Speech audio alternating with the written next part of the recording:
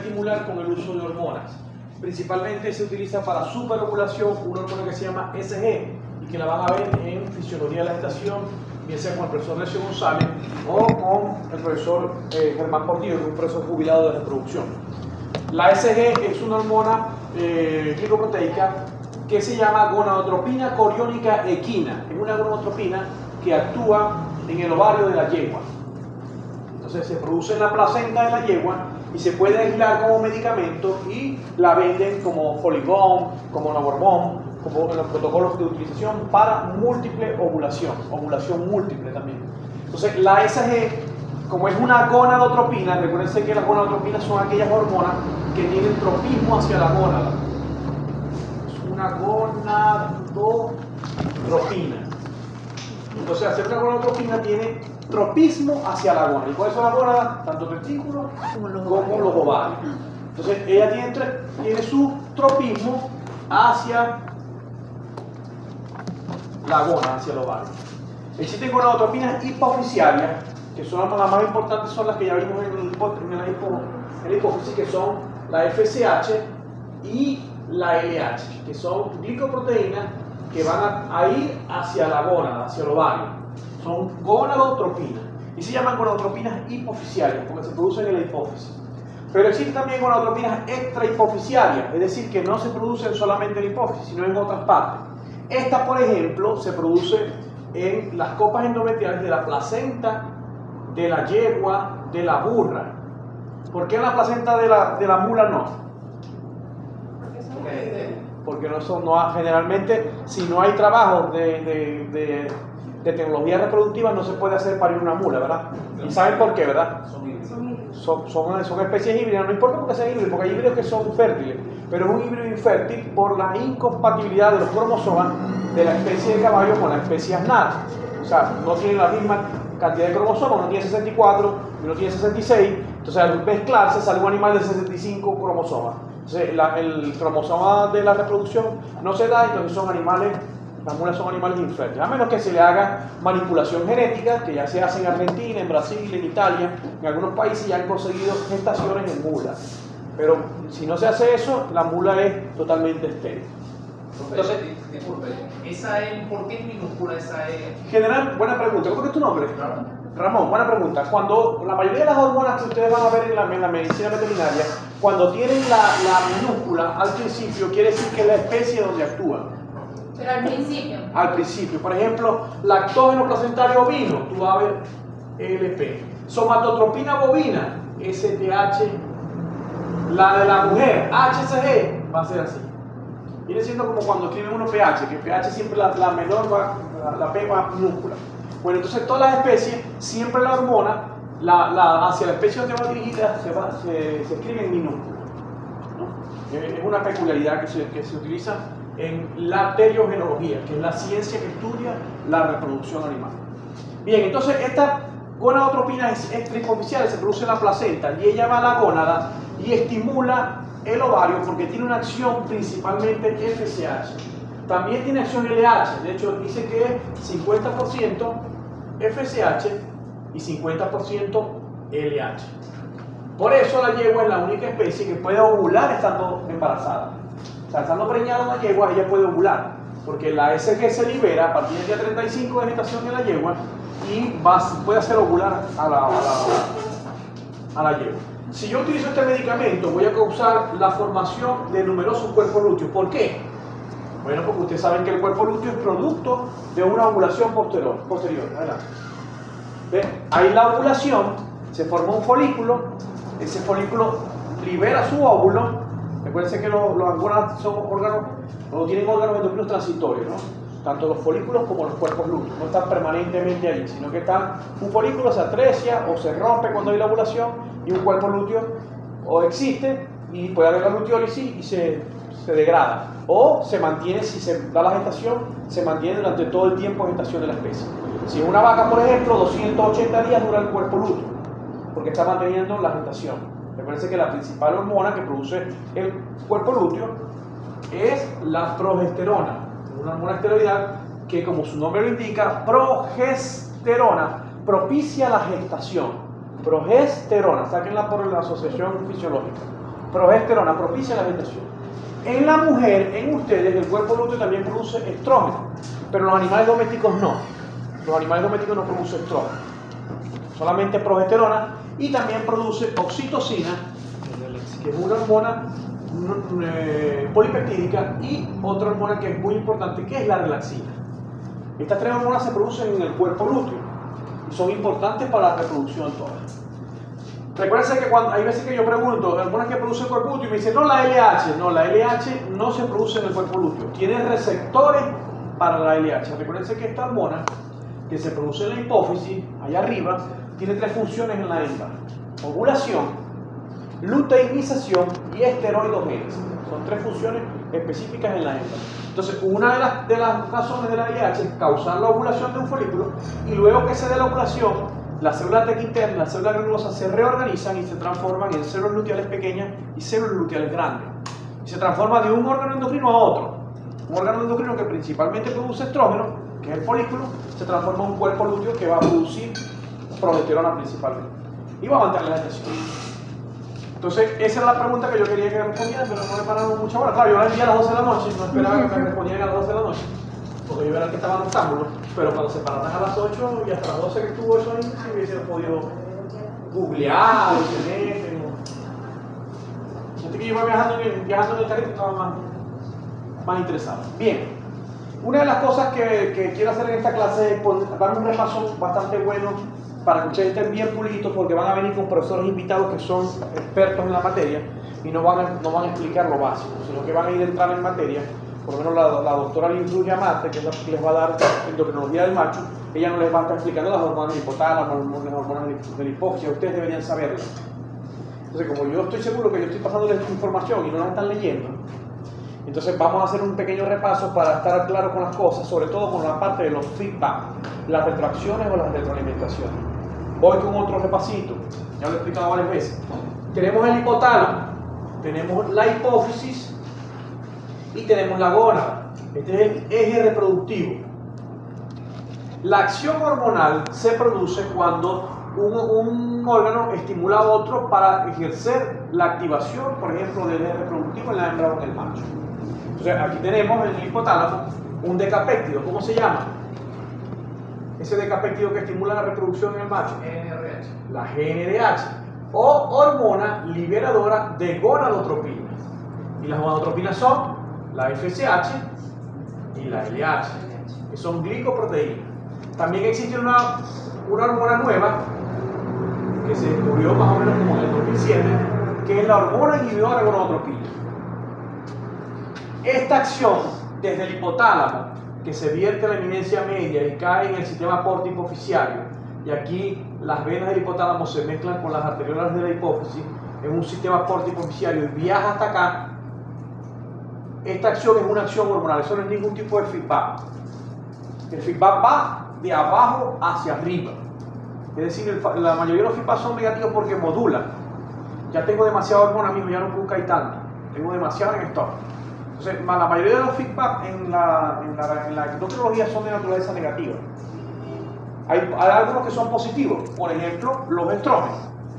Si hay una gónada que tiene un folículo grande en una fase del ciclo que se llama proestro, esta fase del ciclo va a hacer de que este folículo produzca ingentes cantidades de 17 beta-estradiol, un tipo de hormona sexual que es la que va a propiciar el celo en los animales. Recuerden que una diferencia que existe entre los animales y ustedes los humanos, que el ciclo estrual depende de la acción hormonal, mientras que el ciclo menstrual no. Ustedes pueden estar en su fase luteal y pueden tener receptividad sexual, mientras que un animal no. Un animal, si no está en celo, en ese ciclo de 21 días, la vaquita tiene 21 días, 3 semanas, y en esas 3 semanas, ¿sabe cuándo copula? De 8 a 18 horas de esas 3 semanas, que es cuando está en celo. Del resto, cuando ve el toro, fuera de aquí, no te quiero ver, porque no está receptiva.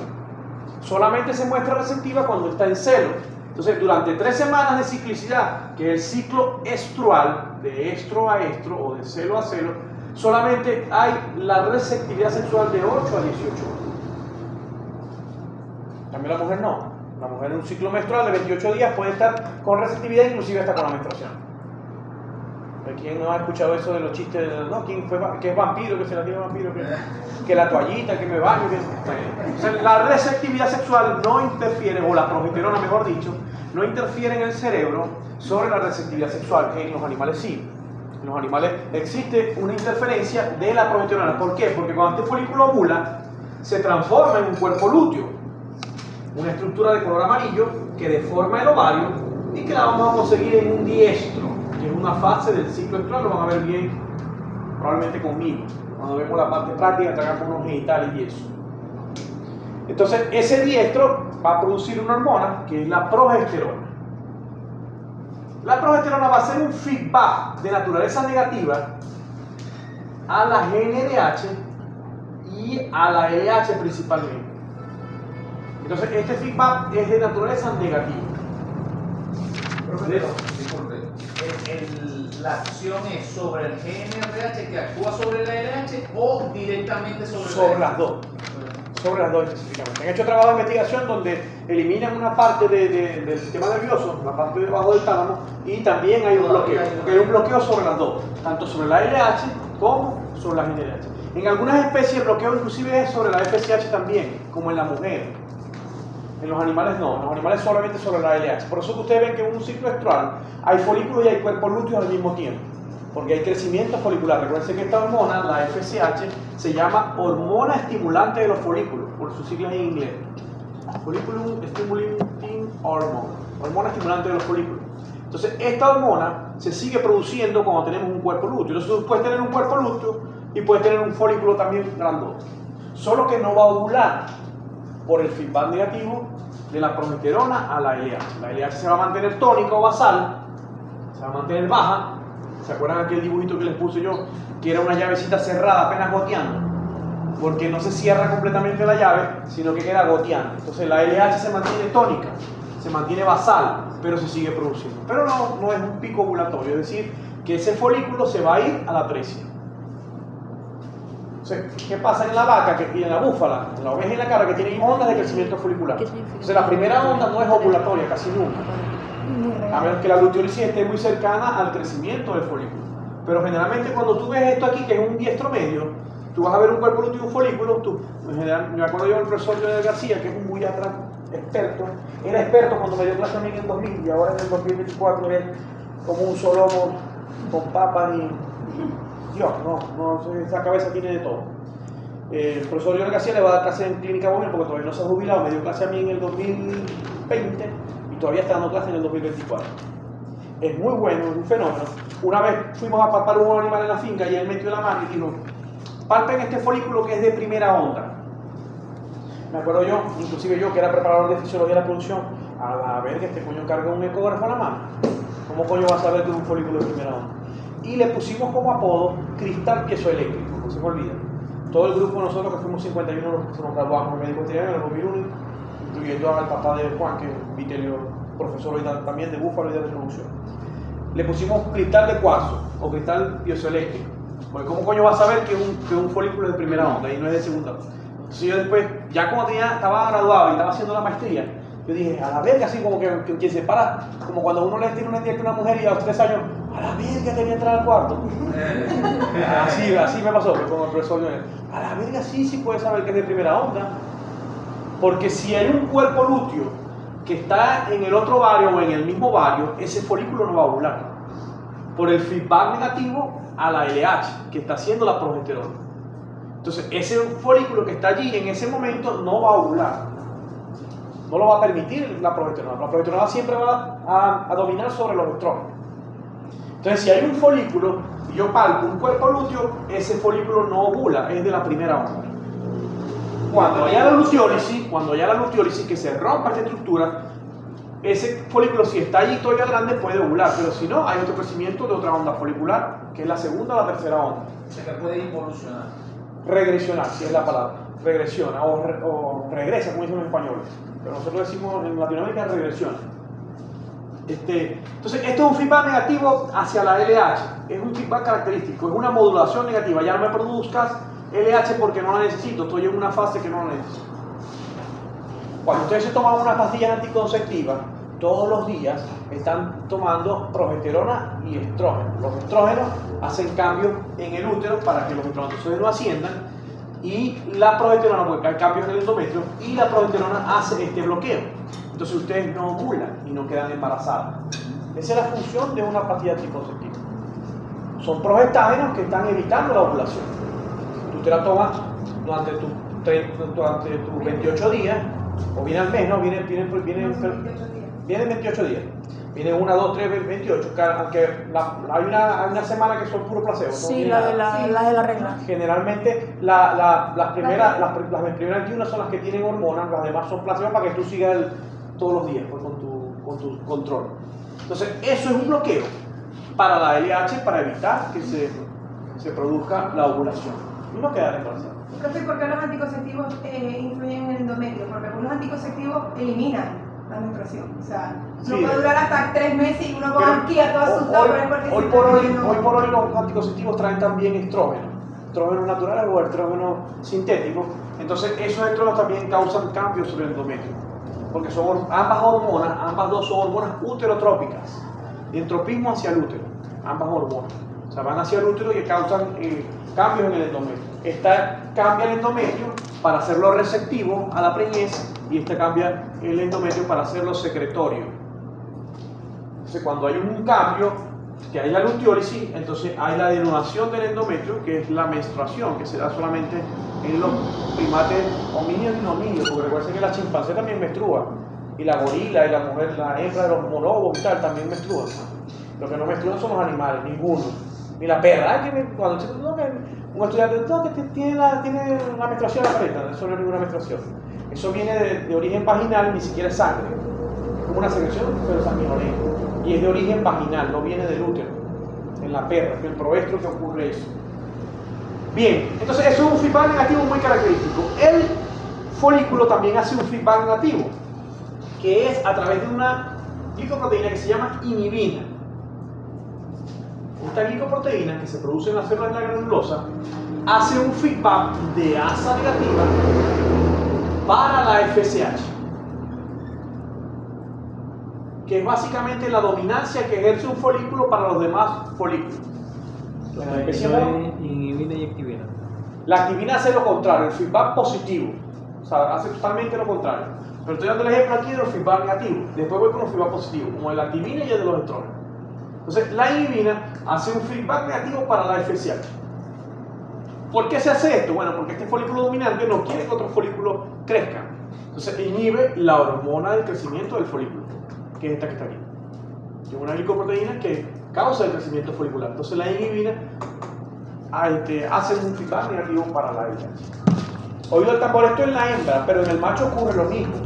Las células de Sertoli, que son unas células que están dentro de los túbulos seminíferos en los testículos, también producen inhibina A y inhibina B, y hacen un feedback negativo para la FSH para modular la espermatogénesis. Nosotros no hay crecimiento folicular, sino la FSH hace crecimiento de espermatozoides, o sea, que pasan de espermatogonia, espermatocito primario, secundario, todo lo que es la espermatogénesis. Eso lo vieron ustedes bien, seguro con la profesora Chepina en histología. Y lo van a ver bien con la profesora Lynn Rubio en fisiología del macho.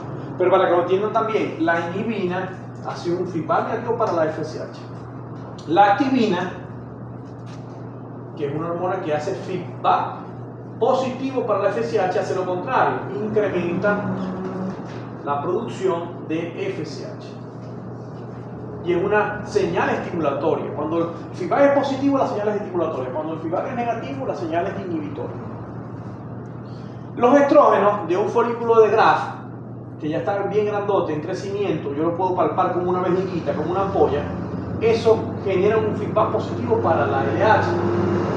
Va a generar un incremento de la LH, porque básicamente le está diciendo el folículo a la hipófisis: yo quiero que me envíen la hormona ovulatoria para causar la ovulación. Entonces es un feedback positivo y un feedback negativo. Los ejemplos son de aquí para allá. Si yo les pongo un examen de selección simple, un feedback positivo es el que produce la GnRH sobre la FSH. No, porque eso es una acción hormonal normal. Si fuese al revés, sí, de abajo hacia arriba. Por ejemplo, existen los feedback de asa corta, de la FSH y la LH a la GNRH. Eso es un feedback de asa corta.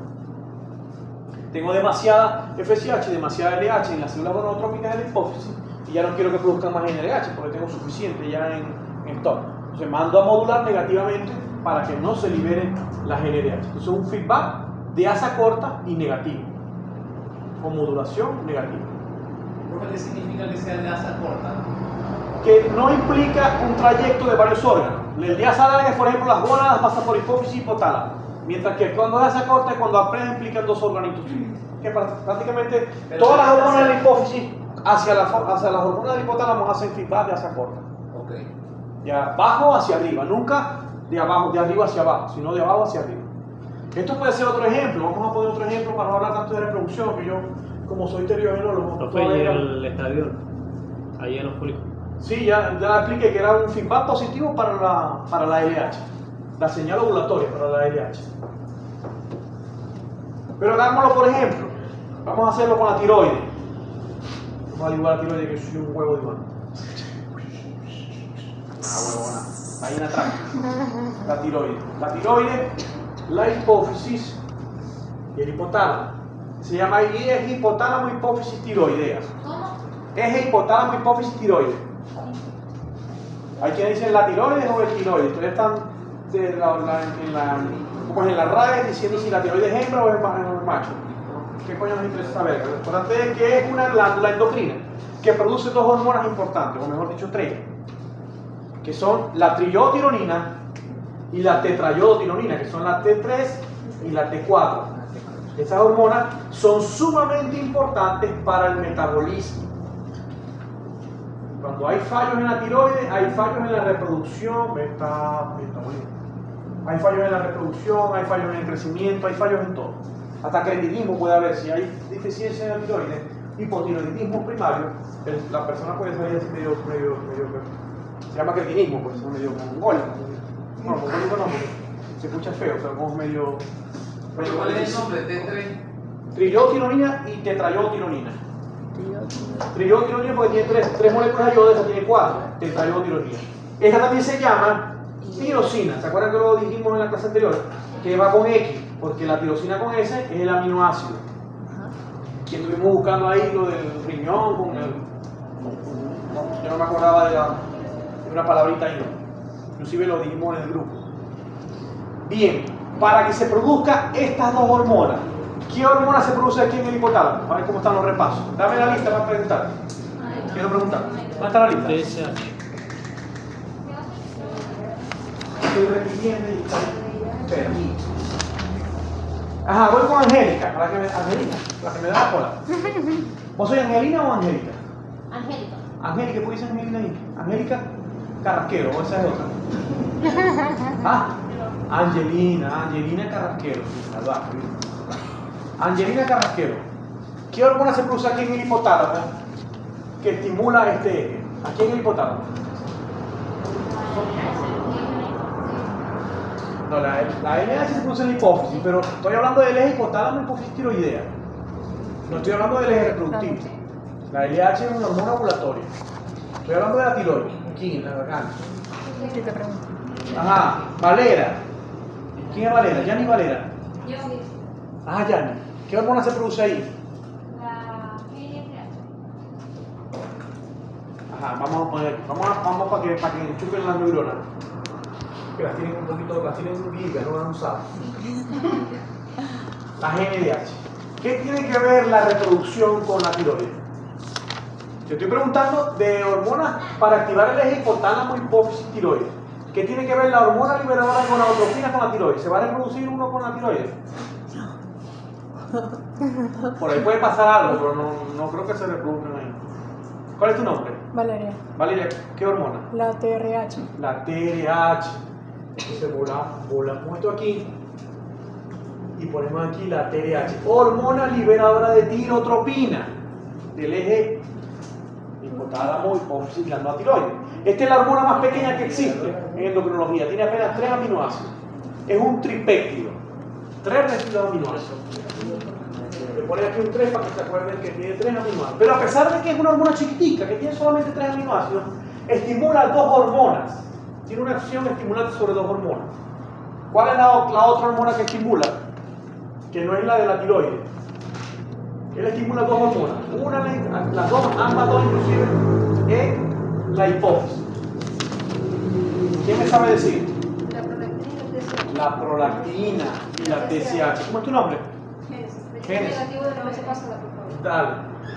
TSH y la prolactina. Esta hormona, a pesar de ser pequeñita, que es apenas un tripéptido, estimula dos hormonas. Claro, dentro del eje de la tiroides está la TDH, TSH y la T34. Pero también estimula la prolactina. Entonces es una hormona estimulante de la producción de prolactina. Entonces, la tiroides el eje tiroideo es sumamente importante. Esto puede ser un feedback, oído el tambor. La T4 haciendo un feedback negativo para ambas dos, modulando hacia la negatividad. Es un feedback de asa larga negativo. Epa, ya tengo demasiada T3 y T4, no produzcan tanta hormona precursora, que son estas que están aquí arriba, sino produzcan menos.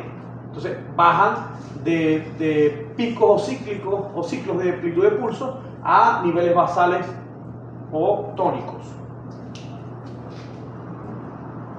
Entonces, un feedback de asa larga y naturaleza negativa. Pero también puede existir un feedback de asa corta. La misma TSH enviándole una señal a la TDH le dice, epa, ya no produzcas más TDH, me tenéis mamado con la TDH que tenéis demasiada aquí en la célula tirotrópica de la hipófisis. Entonces, modulas negativamente la producción hormonal. Entonces, un feedback negativo de asa corta. Y para complicarnos la vida, los endocrinólogos hablan también de un feedback ultracorto, que es cuando los mismos niveles altos de producción hormonal de la TDH le envían una señal a las mismas células de los núcleos parbicelulares para que ya no produzcan más porque hay demasiado ya, tenemos demasiado ya TDH. Entonces eso le llaman a los endocrinólogos feedback ultracorto. Se habla consigo mismo Exactamente, como si se hablara consigo mismo. No reconoce que está... Que hay demasiado TDH produciéndose en estos núcleos neuronales y ella misma se controla. Es como una acción autocrina. Pues los mismos grupos celulares se están controlando. También si me ponen examen como función autocrina se la pongo buenísima. Entonces, esto es un feedback de asas cortas. Este es el eje de la tiroides. Aquí también en la tiroides se produce otra hormona. ¿Qué otra hormona se produce en la tiroides? La calcitonina. La calcitonina, muy bien.